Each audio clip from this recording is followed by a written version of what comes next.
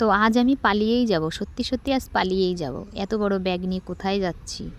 এই দুপুরবেলায় কেউ নেই রাস্তাঘাটে, একা একা, এই সুযোগে মনে হয় আমি পালিয়েই যাব। তো আজ আর এন্ট্রিটা দিলাম না, আজ আমি পালিয়ে যাওয়ার গল্পটাই বলি। সত্যি আমি পালিয়ে যাব।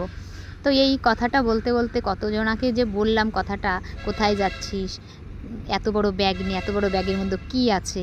নিশ্চয়ই মনে হয় আমি জাদু টাদু খেলা দেখাই, এইসব কিছু আছে, না হলে ব্যাগ ভর্তি জামা কাপড় নিয়ে আমি পালিয়েই যাব। সত্যি আজ পালিয়েই যাব। তো পালিয়ে যেতে যেতে দেখো চেয়ার টেবিল খুঁজে পেয়েছি। তার মানে ব্রাইডের বাড়ি পৌঁছে গেছি মনে হচ্ছে, কৈফিয়ত দিতে দিতে। তো তারপর আরেকটা যেটা বড় ভুল করলাম, দেখো ব্রাইডের বাড়িতে ঢুকতে গিয়েও আমি বড় ভুল করলাম। আমার দিকে এমনভাবে তাকিয়ে আছে, মনে হয় আমি সব কিছু লুটপাট করে নিয়ে চলে যাব। এমনভাবে তাকিয়েই আছে আমার দিকে সবাই, কি আর বলবো, তাদেরকেও কৈফিয়ত দিলাম। তো একজন তো আমাকে বলেই ফেললো, তুমি কি গেস্ট এসছো এই বাড়িতে, এত বড় ব্যাগ নিয়ে কী আছে এই ব্যাগের মধ্যে? তো তাদের কি বলবো। তো দেখো তারপর ব্রাইডের ফুল নিয়ে এসেছিলো না, এটা সাদনাতলা সাজাবে, তো সেখান থেকে আমি কিছু ফুল নিয়ে নিলাম ওর খোপায় দেওয়ার জন্য। এইসব ফুল দিয়ে ম্যানেজ করে খোপাটা কমপ্লিট করেছিলাম। তারপর দেখো হয়ে ব্রাইডের হেয়ারটা রেডি করছিলাম আমি। হেয়ারটা রেডি করার পরে হেয়ারটা রেডি ক্রিম্পিং করে নিয়েছিলাম। তারপর আমি প্রোডাক্টগুলো বের করে নিয়েছিলাম, বের করে সব গুছিয়ে গাছিয়ে রেখে তারপর ওকে বসিয়েছিলাম ওর বেসটা কমপ্লিট করতে।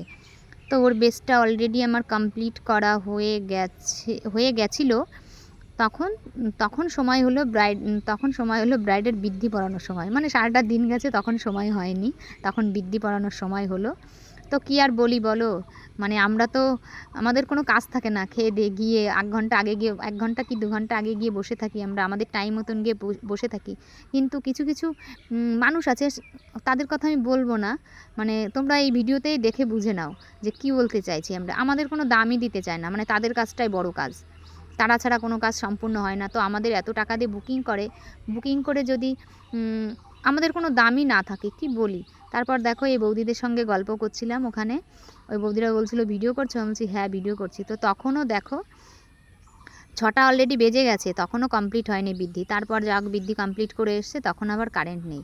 তখন দেখি বেশ কিছুই নেই, উঠে গেছে। গরমের মধ্যে বসে বসে বিদ্যি পড়ছিল, বেশের কিছুই নেই, উঠে গেছিলো। আবার নতুন করে কমপ্লিট করলাম ব্রাইডকে, মানে প্রথম থেকে আবার সব কিছু প্রথম থেকে কমপ্লিট করে।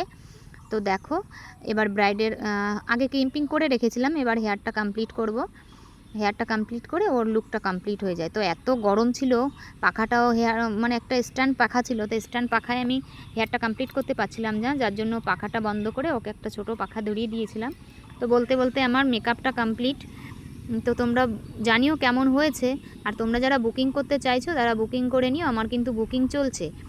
আর একটা কথাই তোমাদের বলবো যে তোমরা যারা বুকিং করবে তারা একটুখানি সময় টাইমগুলো মেনটেন করবে, তোমাদের সেট আপটা রেডি রাখবে, তারপর বুকিং করো। তো এখনকার মতন টাটা, বাই বাই।